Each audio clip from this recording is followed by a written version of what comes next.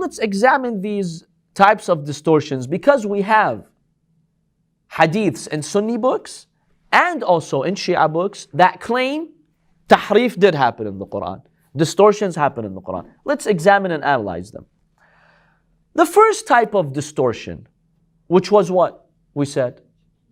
Change in meaning. Did this happen to the Quran? Absolutely. It did happen.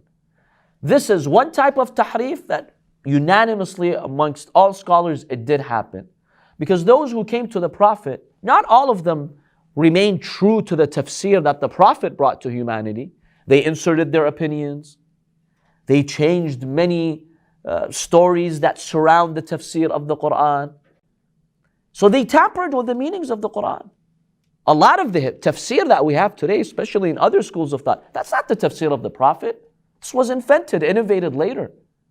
People came, either companions or the disciples of companions, or second, third, fourth, fifth generation Muslims and scholars, and they inserted their own opinion. And oftentimes these opinions were influenced by political factors, by sectarian factors, by religious factors. So yes, if what you mean by tahrif and distortion is changing the meaning of the verse such that you give your own tafsir and interpretation, of course this happened. And it continues to happen till this very day. Every once in a while, you find out someone, some scholar, some doctor, some intellectual, some layman just giving their ideas about the Quran with no basis, with no foundation. That's a type of tahrif. That's not what God intended. So if that's what we mean, then of course. In fact, we have a beautiful hadith from Imam Ali ibn Abi Talib alayhi salam in which he complains to Allah. He says, "Oh Allah, I complain to you from those who have changed the meanings of the Quran after the Prophet sallallahu alaihi wasallam." And speaking about this type of tahrif, by the way, some people who accuse, the Shia of claiming to have a different Quran, they will cite this incident. After the Prophet sallallahu alaihi wasallam passed away, and those others, they assumed the caliphate, Imam Ali ibn Abi Talib alayhi salam one day goes to the mosque and he's carrying his own copy of the Quran that he had written, hearing it from the Prophet sallallahu alaihi wasallam. And he told them, "Here's my copy. Let us spread this copy, or let us keep it here in the masjid and have people read from it." One of them, one of the companions of the Prophet, he comes forward, he says, "Let me see it."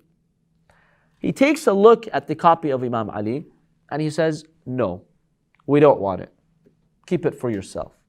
So they refused that copy of Imam Ali. Some have used this incident to cite that and state and make the claim that, see, you guys, you Shias are claiming that Imam Ali had a different Quran, and when the companions recognized this was a different Quran, they rejected it.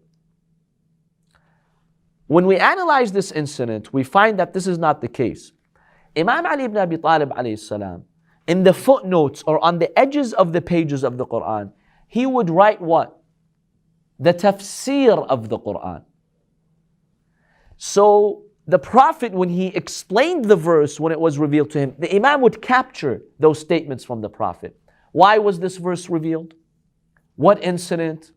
What was the context of revelation? What was the tafsir? Imam Ali ibn Abi Talib alayhi salam would actually write this on the edges of his own copy of the Quran. So when they looked at this copy and they realized, oh, this has the true tafsir, right? And obviously many virtues of Ahlulbayt were contained in that tafsir, they were not interested. They said, no, take it back. We don't want it. Because they wanted to change the meanings of the verses. So this Quran of Imam Ali was an impediment to them, was a roadblock to their political aspirations, so they rejected it. So this first type of tahrif or distortion means to change the meanings of the verse. But the word stays intact, the verses stay intact. This type of distortion, if that's what's meant by tahrif, of course this happened. And it happens every single day when people insert their own opinions and they consider it tafsir al-Quran. So this is the first type of distortion. And the Imams, peace be upon them, would constantly complain to Allah and condemn those who would engage in these types of distortions by imposing their own tafsir on the Holy Quran. This is the first one. But remember, this does not mean that the Quran itself has been changed. The text of it still is intact and it has been preserved by Allah subhanahu wa ta'ala.